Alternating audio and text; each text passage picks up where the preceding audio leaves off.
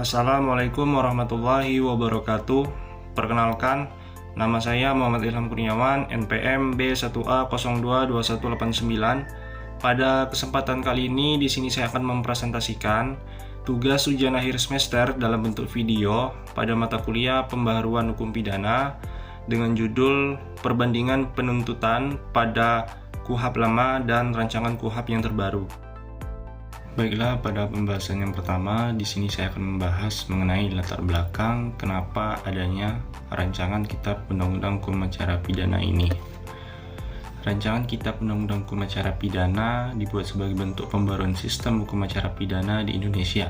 Tujuan utamanya adalah untuk memperbaiki dan menyempurnakan sistem hukum yang ada, yang dalam hal ini adalah KUHP, yang telah ada sejak tahun 1981. RKUHP hadir untuk menyesuaikan perkembangan kebutuhan hukum yang semakin kompleks, serta untuk menanggapi dinamika sosial dan tantangan baru dalam penegakan hukum, seperti meningkatnya perhatian terhadap hak asasi manusia. Dengan adanya RKUHP juga bertujuan untuk meningkatkan transparansi dan akuntabilitas proses peradilan pidana. Dengan adanya perbaikan pada proses hukum seperti hak-hak terdakwa yang lebih terjamin dan prosedur yang lebih jelas, diharapkan RKUHP dapat menciptakan keadilan yang lebih merata bagi seluruh lapisan masyarakat. Selain itu, RKUHP dirancang untuk mengatasi beberapa kekurangan yang ada pada KUHP lama, seperti terlalu lama proses penyidikan, pengadilan yang tidak efisien, dan kelemahan dalam perlindungan hak-hak tersangka. Baik, pada pembahasan selanjutnya di sini saya akan membahas mengenai apa itu penuntutan. Menurut buku hukum acara pidana, penuntutan adalah tindakan penuntut umum untuk melimpahkan perkara pidana ke pengadilan negeri yang berwenang dalam hal dan menurut cara yang diatur dalam undang-undang dengan permintaan supaya diperiksa dan diputus oleh hakim dalam persidangan. Menurut pasal 137 KUHP, yang berwenang untuk melakukan penuntutan ialah penuntut umum. Kemudian, tugas dan wewenang di dalam pasal 13 KUHP dinyatakan bahwa penuntut umum adalah jaksa yang diberi wewenang untuk melakukan penuntutan dan melaksanakan penetapan hakim.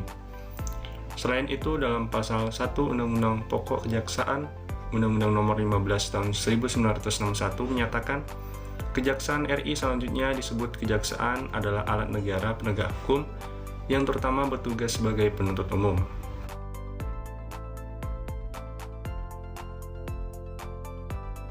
Baik, pada pembahasan selanjutnya yaitu terdapat perbedaan KUHP lama dengan rancangan KUHP yang terbaru. Perbedaan yang pertama yaitu mengenai tugas dan wewenang penuntut umum antara KUHP yang lama dengan rancangan KUHP yang terbaru, terletak pada pengaturan yang lebih rinci dan penambahan kewenangan dalam rancangan KUHP. Pada KUHP lama, penuntut umum adalah jaksa yang diberi wewenang untuk melakukan penuntutan, melaksanakan penetapan hakim, menerima dan memeriksa berkas perkara, membuat surat dakwaan, melimpahkan perkara ke pengadilan, melakukan penuntutan, serta melaksanakan putusan pengadilan yang telah berkekuatan hukum tetap. Sedangkan dalam rancangan KUHP, selain tugas dan wewenang tersebut, penuntut umum juga diberikan kewenangan untuk melakukan koordinasi dan konsultasi, pelaksanaan penyidikan, menghentikan penuntutan demi kepentingan umum dengan syarat tertentu, seperti tindak pidana ringan atau penggantian kerugian, serta mengajukan perkara kepada hakim pemeriksa pendahuluan untuk menentukan kelayakan penuntutan. Selanjutnya, perbedaan yang kedua yaitu mengenai perbedaan dalam aspek koordinasi dan konsultasi. Di sini terdapat perbedaan mekanisme kerjasama antara polisi sebagai penyidik dan jaksa sebagai penuntut dalam hal administrasi berkas perkara dari hasil penyidikan yang belum lengkap. Menurut KUHP lama, penuntut umum mengembalikan berkas perkara kepada penyidik serta memberi petunjuk mengenai apa yang harus dilakukan untuk dilengkapi dan dalam waktu 14 hari sejak tanggal penerimaan berkas. Sedangkan menurut RKUHP, penuntut umum dan penyidik diberikan kesempatan untuk berkonsultasi dan berkoordinasi secara intensif dalam waktu paling lama 2 hari sejak berkas dinyatakan belum lengkap. Koordinasi dan konsultasi ini hanya dilakukan 1 kali untuk setiap perkara. Selanjutnya, yang ketiga, mengenai perbedaan pada aspek penghentian penuntutan. Menurut KUHP lama, penuntutan berhenti adalah karena tidak terdapat cukup bukti atau peristiwa tersebut ternyata bukan merupakan tindak pidana atau perkara ditutup demi hukum.